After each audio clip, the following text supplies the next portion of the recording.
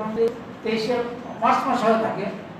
এবার কোভিডের কারণে আমরা শুরু থেকে পিছিয়ে নিয়েছিলাম যে মে মাসের 18 তারিখ উচ্চ মাধ্যমিক এবং 19 তারিখে মাধ্যমিক হওয়ার কথা ছিল, কিন্তু গত কিছুদিন ধরে আমাদের দেশে তো বটেই, আমাদের রাজ্য করোনার গ্রাফ কিন্তু বেশ বাড়ছে।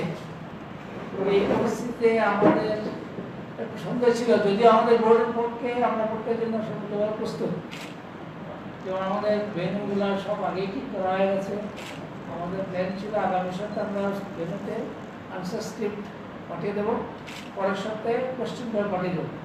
কিন্তু এই পরিস্থিতিতে আমাদের এটা পর্যালোচনা করার অবকাশ হয়েছে এবং আজকে সেই ব্যাপারে আমাদের একজন মিটিং হয়েছে 12টা।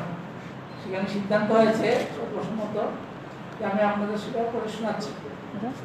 Looking at the uprising situation of COVID-19 pandemic all over the country as well as in our state, and also taking into account the safety and health of students, it will not be judicious to hold entering HS+2 stage and Madhyamik examination with effect of 18 May and 19 May respectively.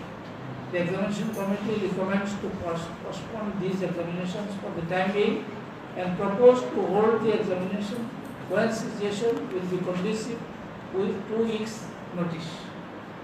Members advise all the candidates to utilize this period to get prepared more competently. Thank you.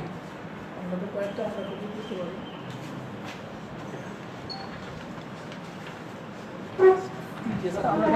আমরা নিয়ে নিব sir. Sir নিয়ে নেব না কেন? আপনারা কি এখন পরে নিয়ে নিব?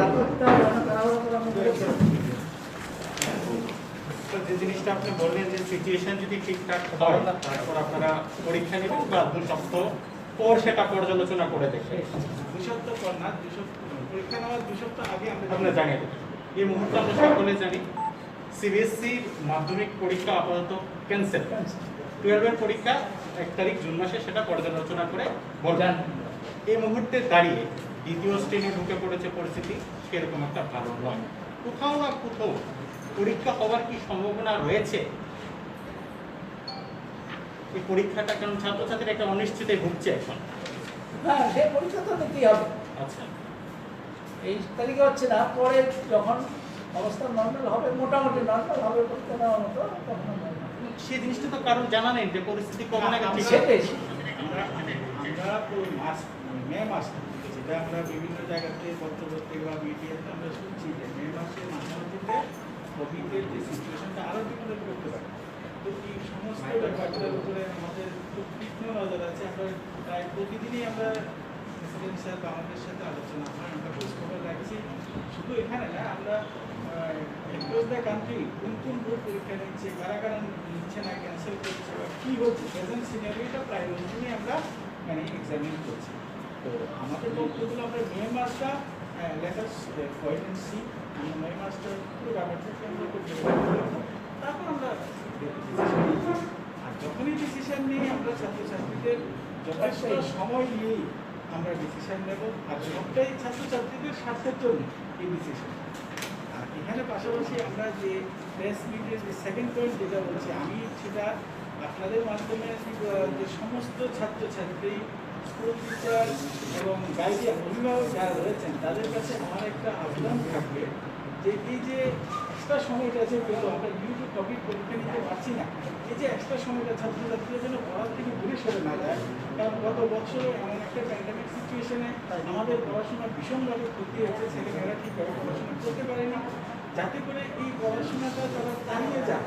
বাড়িতে অনলাইনে বিভিন্ন ব্যবস্থা তো আছেই, ইভেন যারা প্রাইভেট কোচিং নিচ্ছে তারাও অনলাইনে পড়াচ্ছে, যাতে এই যে সিকোয়েন্সটা এটা যেন তারা এর থেকে যেন দূরে সরে না যায়, পরীক্ষা হবে না বা আমাদের কী হবে এসব দুশ্চিন্তার কোনো কারণ নেই।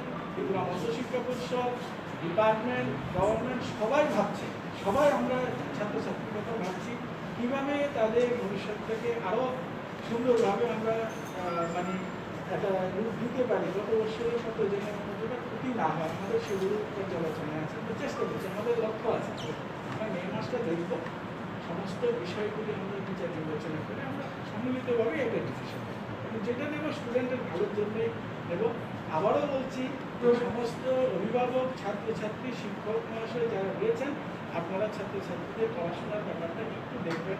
কারণ আমি নিজেও একজন শিক্ষক, আমি ফিল করছি গত বছর কি অপূরণীয় ক্ষতি হয়ে গেছে ছেলে মেয়েদের, বাড়িতে বসে থেকে সেই লেভেলে পড়াশোনা হয়তো অনেকেই করতে পারেনি। এই বছরটা যেন এইভাবে না হয়, আমরা বাড়িতে পড়াশোনা করব, যখন পরীক্ষা হবে যেভাবে হবে আমরা ছাত্রছাত্রীদের মূল্যায়নের ব্যবস্থা করব।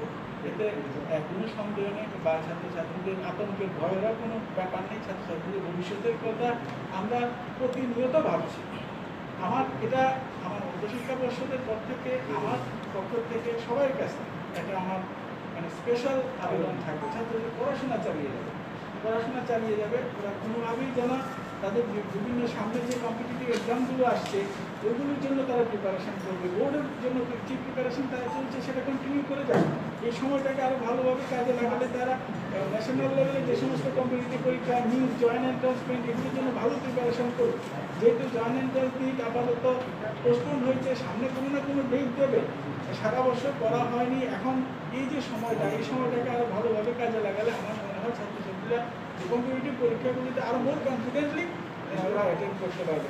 এবং আমি আশা করি এবং বিশ্বাস করি সমস্ত ছাত্রছাত্রীরা এই সময়টাকে ইউটিলাইজ করবে, এটাকে যেন মানে এটা মিসগাইডেড না হয়। এটা স্যার আমার একটা কোশ্চেন ছিল, স্যার আমার একটা কোশ্চেন ছিল, ছাত্রছাত্রীরা কি পড়াশোনা করতো?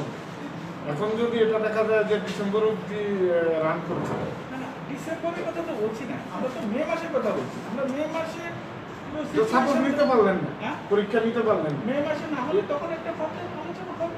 আমরা আসলে এই মুহূর্তে মানে এমনিতে পত্রিকা লেখক কেউ এক্সট্রা করে বলছে যে মাসে ক্লাইম্যাক্স হবে, এরপর এটা আস্তে আস্তে সাকসেস করবে। আশা করছি আমরা হয়তো জুনের মধ্যে আমরা পরীক্ষা আবার রিলিজ করতে পারবো যদি সিচুয়েশনটা